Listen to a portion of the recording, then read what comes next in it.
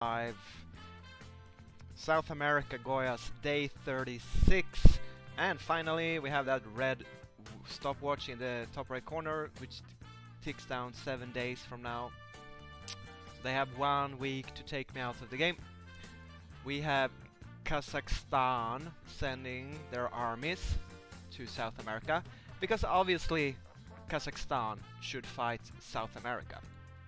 And we have my spies report, which I calculated fairly correctly. 75 Egyptian tanks with about 33% health sitting in Freetown. It's a little spy here on the, so they could have moved. And here we have 54, level 5 motorized, German motorized. Now, unfortunately, I have 2 nuclear bombers, and they can attack almost the German. Look how close it is. Look how close it is. Because if I attack the Egyptian tanks, I only get a 863 attack, whereas I get almost twice as much if I would hit the German motorized. And they are faster, and they're not damaged, and they're German. He knows what he's doing. Also, I don't know if there are any hidden. He has like 100 rocket fighters patrolling here as well, so I probably wouldn't make it through.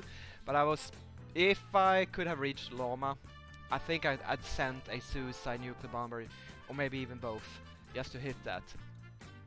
I'm up to 650 units. I gain like 44,000 manpower each day, because I pay so much in upkeep in manpower. And 44,000 manpower is about 25 units. So that's all I can build per day. But I'm building forts, and I'm trying to save up some metal, because in a day, in 8 hours, I can start build some rockets. They cost 27,000 money, 15,000 rares, 5,000 oil and metal respectively, and the worst, 10,000 manpower. I've learned from this match that you should start increasing your manpower production as early as possible in the campaign, because it might be the rarest resource and the most valuable one. You can also stockpile up to, this country can stockpile 6 million, so before it used to be a high, but also a limit that you could reach. In this game, in this version 1.5, I don't think you can reach the limit. So just build up your manpower production as early as possible. I waited too long. At one stage I had like 128,000 manpower, and I thought, oh, I'm never gonna run out of manpower. Now Spain is being pressured by Germany to impose a trade embargo. Spain's been nice enough to actually trade with me a little bit, as well as Libya. The rest of the nations are either at war with me or embargoing me. Illinois has been repelled from Scotland. That is not very surprising, and he's down to 150 units from almost 250, isn't it? So, yeah, he still has a beachhead in Uelan here, and he has air power in Markova. So, okay, if there's gonna come an invasion, it's not gonna come through Alaska. But I pulled out of Alaska, I pulled out of Canada, and I'm focusing all my scant resources on the coastal defenses of western USA and a little bit in Canada. I have a skirmish line along the western South American coast, but I'd say 3/4 of my forces are in the Horn of South America. I call it the Horn, the NATO salient here. And this kind of tells me that they are aiming at the shortest, where they can have air support half of the way. I'd say rocket fighters can protect 1/3, and fighters 2/3. So I hope they're coming with carriers. Alright, I have a lot of carriers up here. They're not that useful. It looks like Kazakhstan is going to cross here as well. Obviously, it would be very nice for me to fight where they are outside of fighter range, where I have air raid. My main problem is, though, that I don't have the intelligence. I have placed some spies, but I can't afford to place that many spies everywhere. And honestly, I don't think spies would pick up naval forces getting through my blockade and landing on the open coast here. here's a little bit a tidbit from my spying is that Germany writes to he writes to Ethiopia, which has, you know, he's the guy who said like, oh, they're going to invade you. Yeah, I know. I don't want you to lose the army. I don't want you to lose the army. I can share with you some gaps in South America that will help you. I don't. Okay, he doesn't. So maybe he has a big army down here that is ready to land here. That's what I was almost the most afraid of, because I really, you know, Ethiopia is at peace with me. He says I'm not gonna fight you, and it's a ruse. It's a lie. He's gonna backstab me. He's been working with Germany the entire time, like everyone.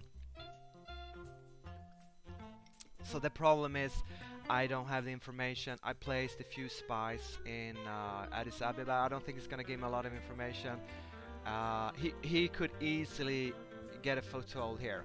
As well, we have Wales, New Guinea, Sumatra, Japan.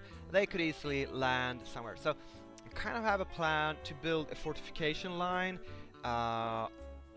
from like across the narrow strait of South America here, and if they take Argentina and Chile, I fall back. Remember, 7 days passes rather rapidly, and if I fight a battle of delays, I might be able to stay alive until the end of the week, even though I have to leave like the southern part of South America. So it's not that I'm not aware that I'm very weak in the south. It's that I can't afford to defend everywhere.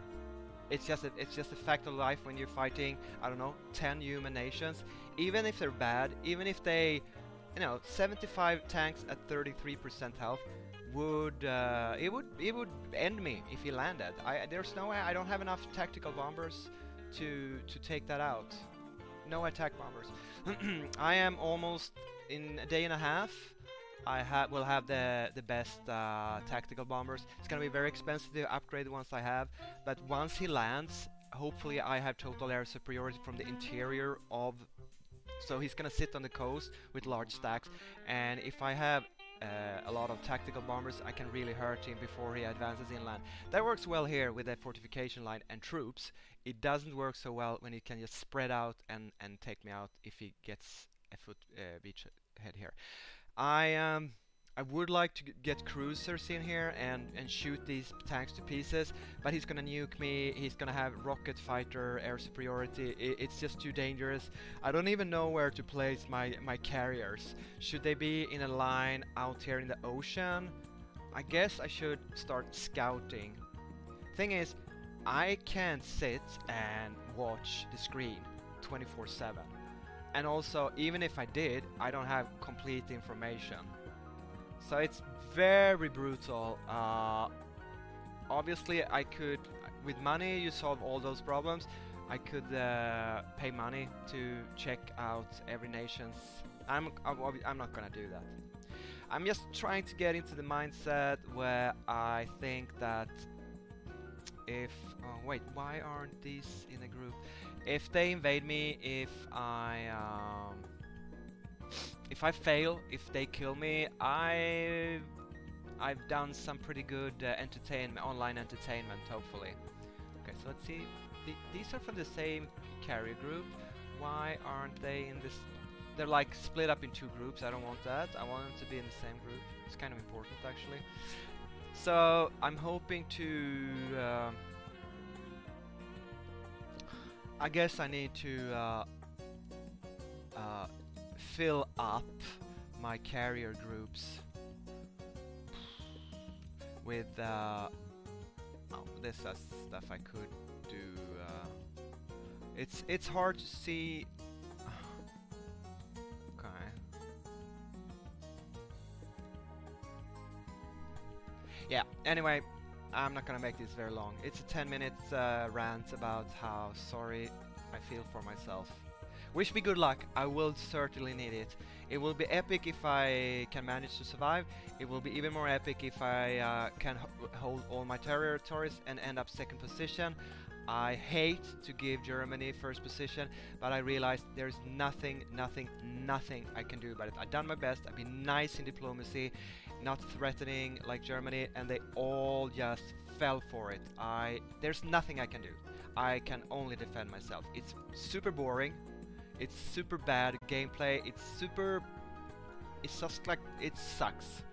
And with that, I hope you enjoyed the stream, and I will see you in the next one. Bye bye.